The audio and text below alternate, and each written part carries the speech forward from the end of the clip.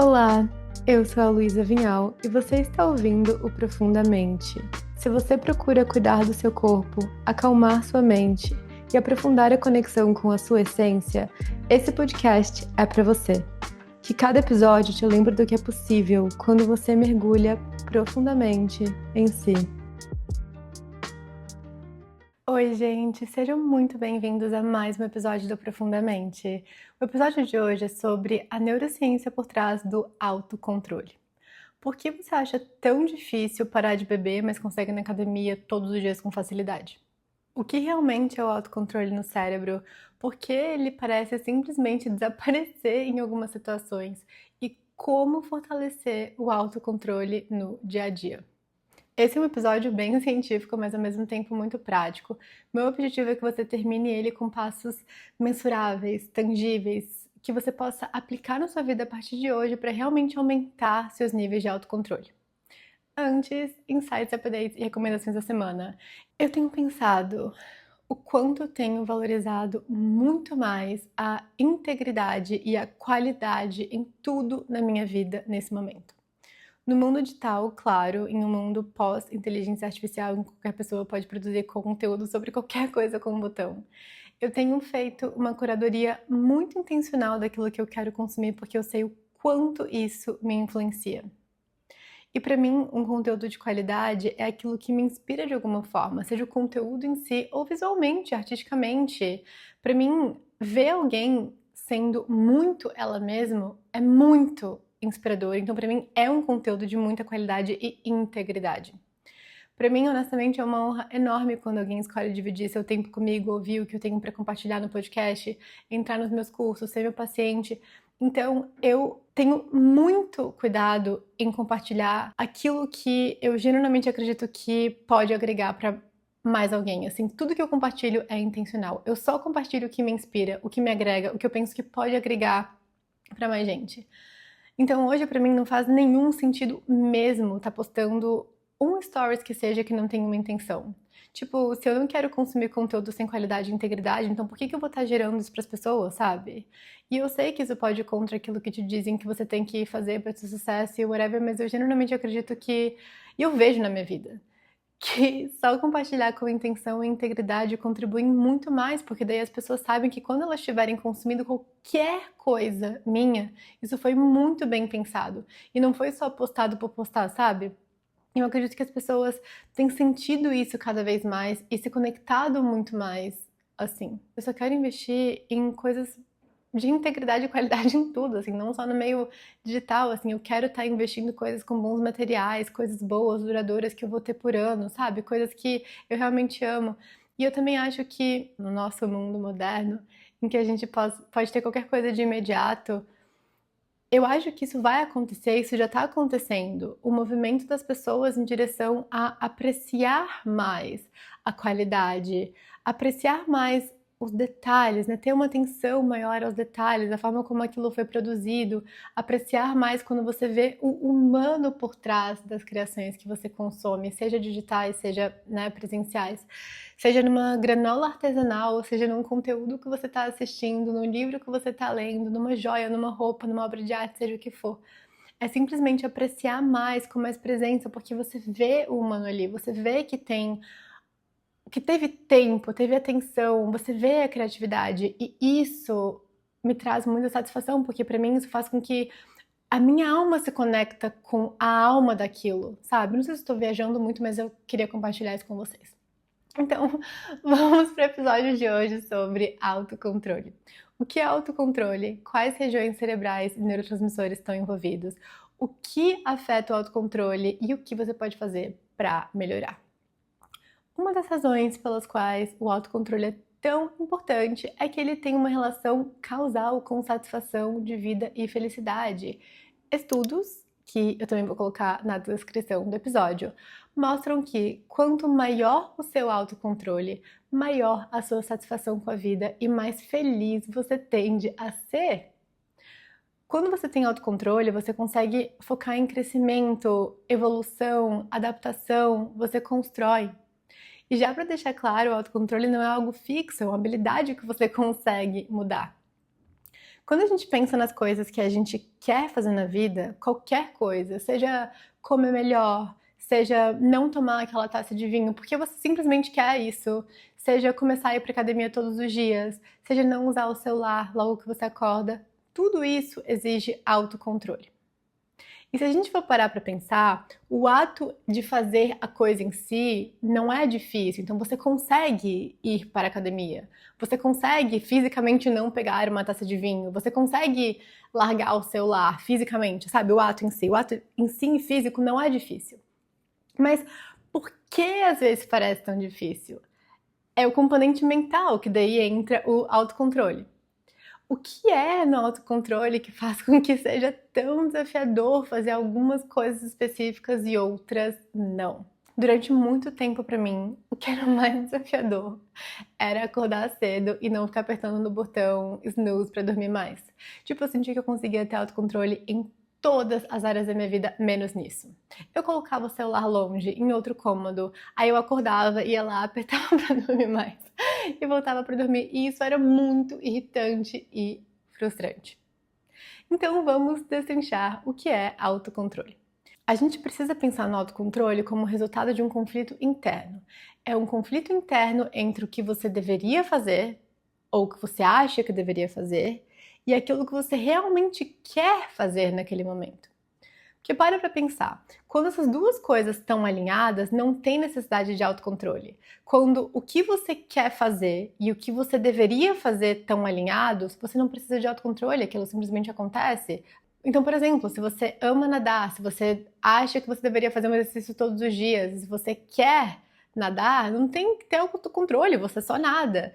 Eu, particularmente, não tenho consumido bebida alcoólica tem 2 anos. Eu posso fazer um episódio no podcast sobre isso, porque eu acho que esse é um bom tema. E então eu não quero, eu não tenho vontade, eu não deveria estar consumindo álcool. Então não é algo que eu preciso de autocontrole. Se alguém me oferece, eu falo que não, tá todo mundo bebendo, eu não me importo. Realmente, eu não quero, não faço questão, não deveria. Então não existe autocontrole. Mas é diferente quando a gente sabe que a gente não deveria, por algum motivo que seja, e a gente quer aquilo. É aí que o autocontrole entra, e isso é muito individual para cada pessoa. Então, o autocontrole é um recurso que influencia as suas decisões. Mas sabe também o que influencia as suas decisões e influencia o seu autocontrole? Estresse, cansaço, regulação emocional.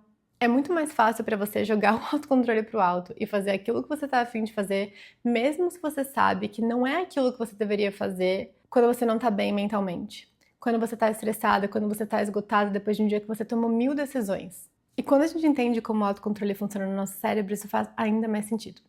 Primeiro, a gente tem um papel do córtex pré-frontal, que é uma área que fica aqui atrás da nossa testa, que é o centro de controle do cérebro, responsável por manter impulsos e emoções sob controle.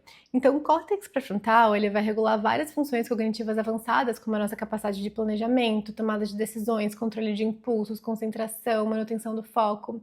O córtex pré-frontal também tem a capacidade de inibir pensamentos e comportamentos inadequados.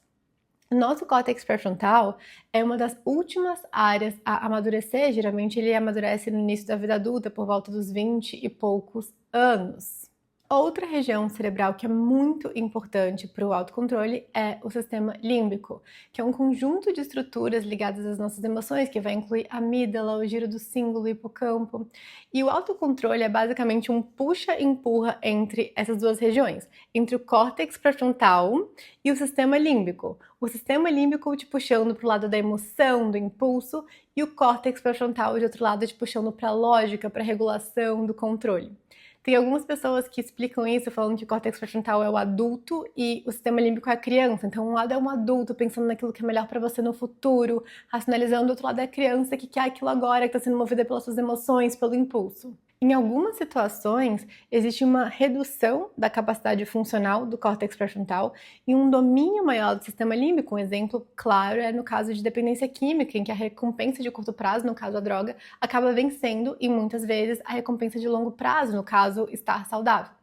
Mas isso não acontece só na dependência química. O estresse agudo, por exemplo, ativa uma cascata química no nosso cérebro que enfraquece o córtex pré-frontal e ao mesmo tempo fortalece o sistema límbico. Mais especificamente, quando a gente está sob algum estresse, existe um aumento de noradrenalina e de adrenalina que altera o funcionamento das regiões cerebrais. Esse puxa e empurra deixa de ser equilibrado e o sistema límbico domina. E isso dificulta muito o autocontrole.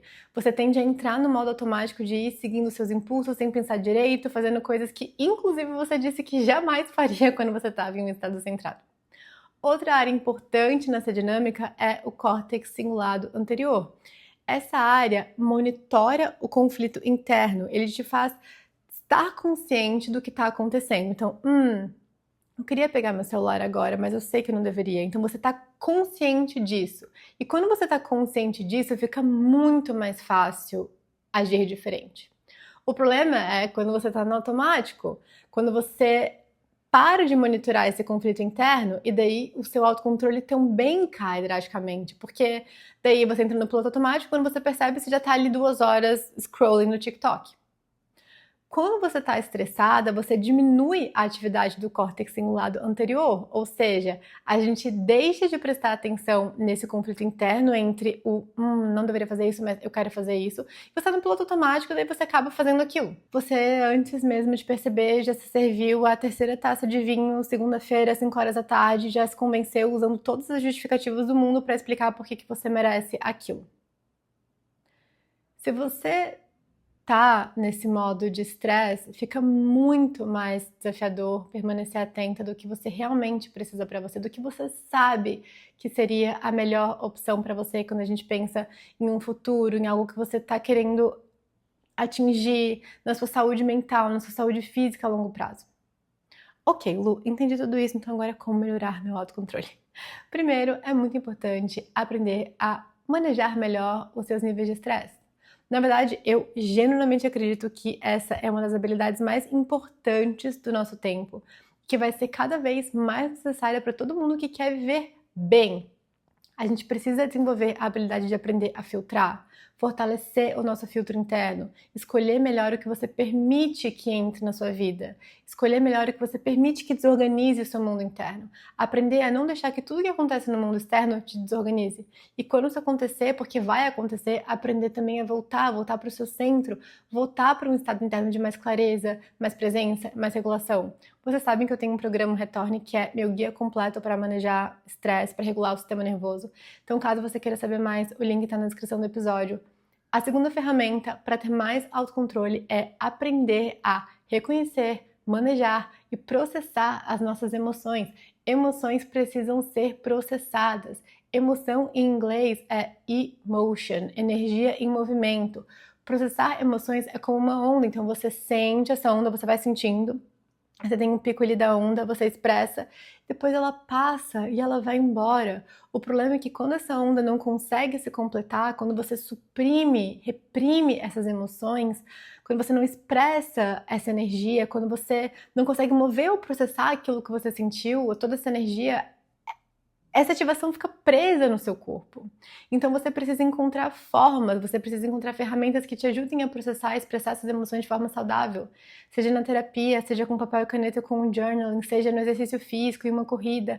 A dança também pode ser uma ótima forma de estar processando, estar expressando emoções. Seja nas práticas somáticas, no breathwork, no tapping. Eu particularmente tenho uma seleção de práticas que funcionam para mim como um menu, que sempre que eu preciso eu checo esse menu e escolho algo que eu sinta que faz mais sentido para processar aquela emoção, porque para mim emoções diferentes são melhores processadas usando ferramentas diferentes, e eu falo sobre tudo isso no Retorne. Mas a prática que eu mais uso para processar emoções, pelo menos as emoções mais desconfortáveis que mais têm me aparecido nessa temporada da minha vida, é a escrita. Porque eu percebi que muitas vezes eu não preciso me sentir ouvida, eu só preciso colocar pra fora. Então, se eu tô frustrada com alguma coisa, eu escrevo. Eu tenho escrito todos os dias de manhã, e às vezes mais de uma vez no dia. Isso tem me ajudado muito. Eu acredito muito na ideia de name it to tame it, então de dar nome às nossas emoções, aos nossos sentimentos, entender um pouco mais aquilo que está acontecendo com a gente, para que a gente consiga então fazer com que a gente tenha aquela emoção e não que aquela emoção te tenha. Então eu começo escrevendo assim, eu me sinto frustrada, ansiosa, agoniada, apreensiva, e eu acho que é por X, Y, Z, e eu escrevo tudo que tá na minha mente. Coisas que eu tenho até vergonha de admitir que eu penso, partes minhas que eu não acho bonita, que eu não quero que as pessoas saibam que eu penso isso, mas que tudo isso faz parte de mim, eu não quero estar suprimindo isso e deixando isso no meu corpo, então eu escrevo tudo, coloco tudo pra fora. Não é uma escrita bonita, articulada, é uma bagunça. Eu sinto que eu tô vomitando palavras, ideias contraditórias, mas é o que tá na minha mente. Depois eu rasgo tudo, jogo fora. Gente, é um alívio no final. Eu sinto que realmente saiu de mim aquilo, sabe? E essa é uma forma muito simples, que custa o investimento de um papel e uma caneta e 10 minutos de privacidade que você pode fazer dentro do seu carro, trancado no banheiro, que pode ajudar muito a estar processando as suas emoções. Porque, de novo, não dá para que a nossa vida seja dominada pelas nossas emoções. Você tem as emoções e não as emoções te têm. E por isso ter uma ou algumas válvulas de escape emocional é fundamental. Ter coisas que façam você sentir que você tem formas saudáveis e seguras para expressar suas emoções. Porque se você está consciente das suas emoções e com o sistema nervoso regulado, o seu córtex pré-frontal e seu sistema límbico entram em uma comunicação muito mais integrada. A terceira ferramenta para ter mais autocontrole é uma ferramenta combinada entre reconhecer e nomear um conflito e sempre que ele aparecer, fazer a próxima microação que você precisa fazer para atingir seu objetivo. E foi exatamente isso que me ajudou e que me ajuda até hoje para acordar cedo. Então, olha que interessante. Se eu tenho um voo para pegar, não é negociável, meu alarme vai tocar, eu vou levantar e pronto. Depois que eu levanto, 1 minuto depois, eu já lavei o rosto, já escovei os dentes, já raspei a língua, pronto, já acordei cedo, já deu certo, checked. O difícil é aquele momento intenso da batalha interna, que você acorda e você tá sonolenta. O Léo sempre tá dormindo, então olha, ele tá dormindo, ai, ele tá dormindo, eu poderia só abraçar ele e continuar aqui dormindo. E daí eu começo, talvez eu deveria apertar aqui o snooze. Não, talvez eu deva me levantar. Não, eu vou dormir mais um pouco. Aquele vai e volta, quem vai ganhar? E é justamente nesse cabo de guerra que tudo fica muito mais difícil. E se eu entro nessa batalha interna de tentar me justificar o porquê eu deveria dormir só mais um pouquinho, eu posso fazer um pouquinho menos de meditação, eu posso fazer um pouquinho menos de uma coisa que eu acho que vai me fazer, que eu sei que vai me fazer tão bem, eu vou acabar fazendo o que eu tô a fim de fazer aqui mesmo, que é, a grande maioria das vezes, dormindo até mais tarde. E não o que eu deveria fazer, ou que nesse caso eu sei que vai me fazer muito melhor que acordar mais cedo e ter um tempo sozinho em silêncio na minha casa para me conectar comigo, com Deus, para começar o meu dia centrada e conectada. Eu sei que para mim, nesse momento de vida, na grande maioria dos dias, o que realmente vai me fazer bem é acordar um pouco mais cedo. Tem dias que para mim, o maior ato de auto-amor e autocuidado é não colocar um alarme e dormir até quando eu quiser. Mas na grande maioria dos dias, isso não é uma verdade para mim neste momento de vida. Eu me beneficio muito mais mentalmente de ter uma estrutura e acordar cedo. Esse é o que funciona para mim, você pega aquilo que funciona para você. E até hoje, não é fácil para mim fazer isso. Então meu alarme toca, eu acordo, eu tô consciente desse conflito interno que segue aparecendo todos os dias, então eu nomeio ele e falo pra mim mesma mentalmente. Então eu falo, ok, eu quero ficar na cama, mas eu sei que vai me fazer muito bem levantar agora. Então eu tomo a primeira microação que eu preciso fazer, que é ir pro banheiro. Então eu levanto da cama, vou pro banheiro, jogo água gelada no meu rosto, raspo a língua, escovo os dentes, pronto. Em menos de 3 minutos, esse conflito passou e checked, eu venci mais um dia. E não preciso estar pensando no, qual meditação que eu vou fazer, não. É a microação que eu preciso fazer ali, que é ir no banheiro, lavar rosto, pronto. Quarta ferramenta que pode ajudar demais no autocontrole é a meditação. Existe muita evidência científica que uma das melhores formas de melhorar o seu autocontrole é a meditação. Especificamente, existem vários estudos sobre mindfulness. A prática de mindfulness, ou atenção plena, tem como objetivo o desenvolvimento da autoconsciência, que é essa habilidade de perceber pensamentos, emoções e sensações corporais com muito mais clareza e menos reatividade. Então, o mindfulness, a meditação, não é sobre não ter pensamentos, é muito mais sobre mudar a sua relação com eles, não ficar se fundindo com esses pensamentos. Na meditação, os pensamentos eles continuam surgindo. A mente não fica vazia o tempo inteiro. E a meditação te ajuda a reconhecer esses pensamentos e se envolver menos com eles, observar mais eles, como se você estivesse observando nuvens no céu passando, mas você não precisa ir correndo atrás de cada nuvem, se fundir com cada nuvem. E você nota que um pensamento surgiu, você reconheceu ele, e ao invés de alimentar esse pensamento, você volta simplesmente, gentilmente, a sua atenção, a sua respiração para o momento presente. Essas práticas baseadas em mindfulness, na observação e no tá, são muito, muito, muito eficazes para o autocontrole, porque você fica muito mais consciente do seu mundo interno. E tudo que traz a sua atenção de volta para o mundo interno aumenta o autocontrole, porque te traz mais consciência do conflito interno, do que pode estar acontecendo, e te dá muito mais poder, fortalece seu córtex pré-frontal para fazer alguma coisa a respeito. A meditação pode sim ser uma prática avançada para quem está muito desregulado no sistema nervoso, mas você pode fazer uma prática, experimentar uma prática de 3, 5 minutos e avaliar como você se sente.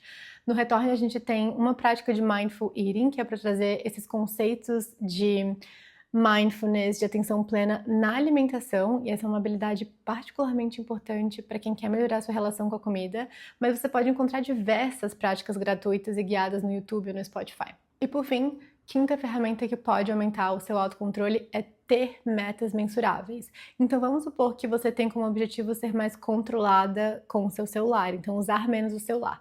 Isso é muito vago. O que é menos? Menos quanto? Em que momento? Em que contexto?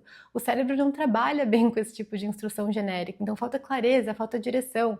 Você precisa transformar isso em algo mensurável. Então, por exemplo, depois das 7 horas da noite eu não vou mais entrar nas redes sociais. Ou eu só vou usar as redes sociais por 30 minutos por dia. Agora existe um limite claro, existe um critério objetivo, você sabe exatamente o que fazer e sabe exatamente quando você cumpriu ou não cumpriu. E isso é muito importante para o autocontrole. Quando a gente tem uma meta que ela é específica e mensurável, o cérebro consegue organizar melhor o seu comportamento, monitorar o seu progresso e tomar decisões com mais consistência. Já quando a meta ela é vaga, tudo vira negociável, então você acaba abrindo mais espaço para justificativa, para exceções, para adiamentos. Você fala, eu não estou usando tanto o celular, ontem eu usei 5 horas, hoje eu usei 4 horas e 40, mas tá, sabe? E aí você pode colocar essas coisas em prática junto com todo o resto, com regulação emocional, com meditação, com ter mais consciência do conflito interno, nomear esse conflito interno sempre que ele aparecer, realizar a próxima microação necessária para atingir seu objetivo. O autocontrole, gente, é uma habilidade que melhora com o tempo, à medida que você coloca todas essas ferramentas em prática de novo e de novo. Então, se eu tô consciente do que está acontecendo, se eu tenho essas ferramentas em prática, se eu me organizei, se esse conflito interno está claro, se eu tô prestando atenção, fica muito mais fácil simplesmente fazer o que tem que ser feito.